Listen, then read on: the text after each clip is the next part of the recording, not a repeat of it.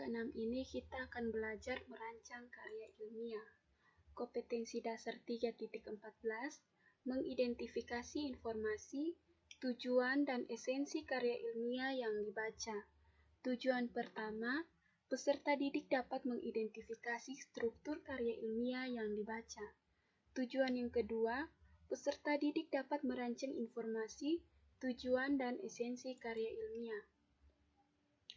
A. Mengidentifikasi informasi, tujuan dan esensi karya ilmiah yang dibaca.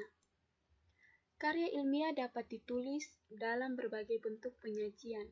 Setiap bentuk itu berbeda dalam hal kelengkapan strukturnya.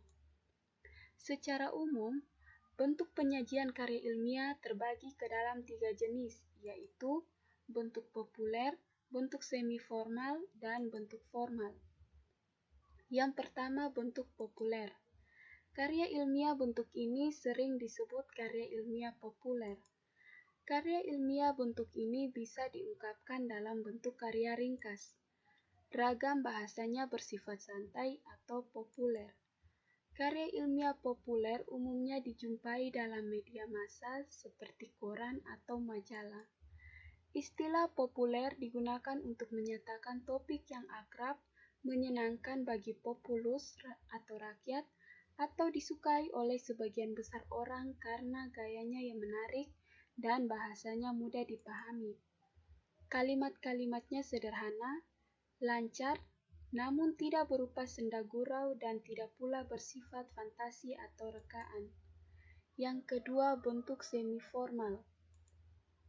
Secara garis besar, karya ilmiah bentuk ini terdiri atas halaman judul, kata pengantar, daftar isi, pendahuluan, pembahasan, simpulan, dan daftar pustaka. Bentuk karya ilmiah semacam itu umumnya digunakan dalam berbagai jenis laporan biasa dan makalah. 3. Bentuk formal.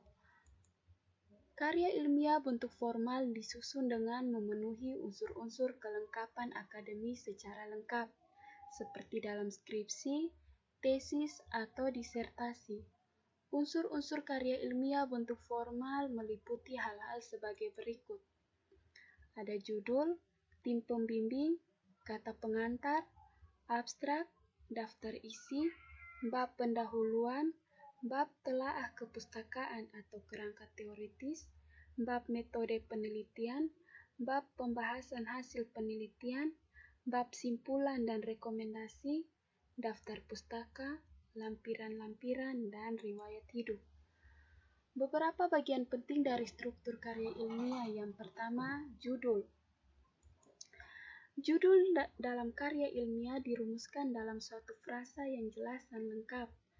Judul mencerminkan hubungan antar variabel. Istilah hubungan di sini tidak selalu mempunyai makna korelasional, kausalitas, ataupun determinatif.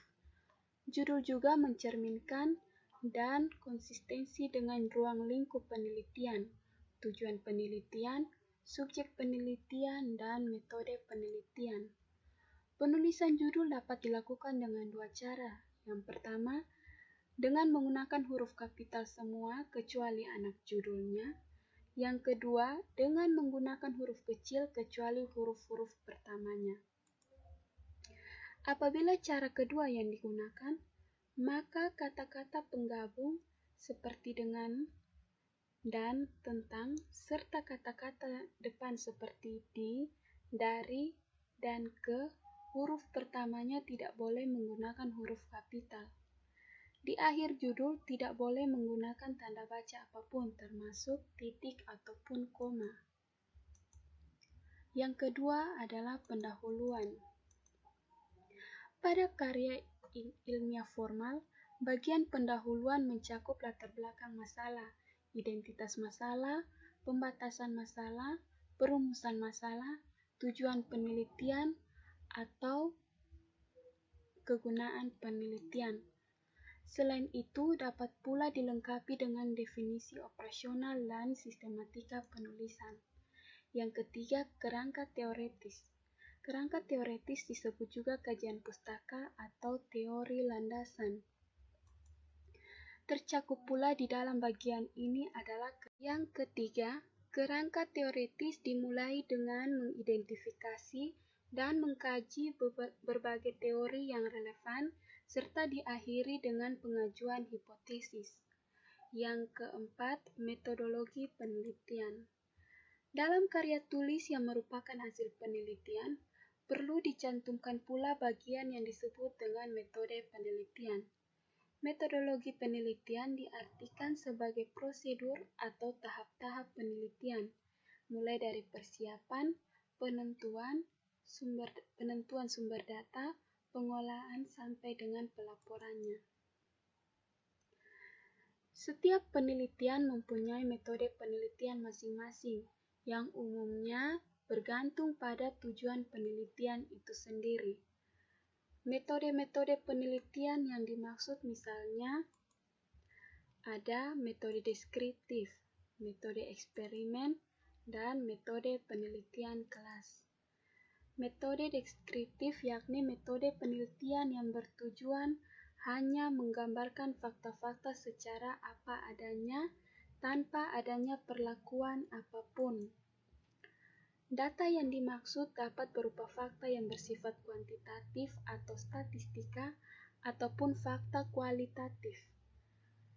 Yang kedua, metode eksperimen, yakni metode penelitian bertujuan untuk memperoleh gambaran atas suatu gejala setelah mendapatkan perlakuan.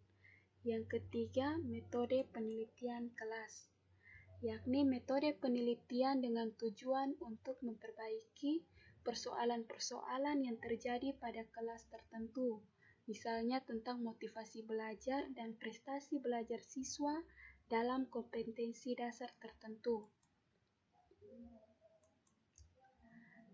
5. Pembahasan. Bagian ini berisi paparan tentang isi pokok karya ilmiah terkait dengan rumusan masalah atau tujuan penulisan yang dikemukakan pada bab pendahuluan. Data yang diperoleh melalui hasil pengamatan, wawancara, dan sebagainya itu dibahas dengan berbagai sudut pandang dan diperkuat oleh teori-teori yang telah dikemukakan sebelumnya. Sekiranya diperlukan, pembahasan dapat dilengkapi dengan berbagai sarana pembantu seperti tabel dan grafik. Yang keenam, simpulan dan saran. Simpulan merupakan pemaknaan kembali atau sebagai sintesis dari keseluruhan unsur penulisan karya ilmiah. Simpulan merupakan bagian dari simpul masalah atau pendahuluan. Kerangka teoritis yang tercakup di dalamnya adalah hipotesis, metodologi penelitian, dan temuan penelitian. Simpulan merupakan kajian terpadu dengan meletakkan berbagai unsur penelitian secara menyeluruh. Oleh karena itu, perlu diuraikan kembali secara ringkas pernyataan-pernyataan pokok dari unsur-unsur di atas dengan meletakkannya dalam kerangka pikir yang mengarah pada simpulan. Yang ketujuh, daftar pustaka. Daftar pustaka memuat semua kepustakaan yang digunakan sebagai landasan dalam karya ilmiah yang terdapat dari sumber tertulis, baik itu yang berupa buku, artikel, jurnal, dokumen resmi, ataupun sumber-sumber lain dari internet. Semua sumber tertulis atau tercetak yang tercantum di dalam karya ilmiah harus dicantumkan di dalam daftar pustaka. Sebaliknya, sumber-sumber yang pernah dibaca oleh penulis tetapi tidak digunakan dalam penulisan karya ilmiah itu tidak boleh dicantumkan dalam daftar pustaka. Cara menulis daftar pustaka berurutan secara alfabetis tanpa menggunakan nomor urut. Sumber tertulis atau tercetak yang memerlukan banyak tempat lebih dari suatu baris ditulis dengan jarak 1 spasi, sedangkan jarak antara sumber yang satu dengan yang lainnya adalah 2 spasi. Susunan penulisan daftar pustaka: nama yang disusun di balik, tahun terbit, judul pustaka, kota terbit, dan penerbit. B. Merancang informasi. Penulisan karya ilmiah adalah untuk mempublikasikan suatu ilmu pengetahuan kepada masyarakat. Salah satu forum yang sering dijadikan tempat untuk tujuan itu adalah diskusi. Berikut langkah-langkah menyajikan makalah dalam forum diskusi resmi. Yang pertama, tampillah sebagai pemakalah setelah mendapat izin dari moderator. Yang kedua, kalau tidak diperkenalkan oleh moderator, perkenalkan diri dengan rendah hati. Yang ketiga, sampaikan masalah umum dari isi makalah yang akan dipaparkan. Yang keempat, jelaskan pokok-pokok isi masalah dengan lugas. Yang kelima, sertakan ilustrasi dan fakta-fakta penting yang menyertai penjelasan di atas. Yang keenam, akhiri paparan dengan menyampaikan simpulan. Sekian dan terima kasih.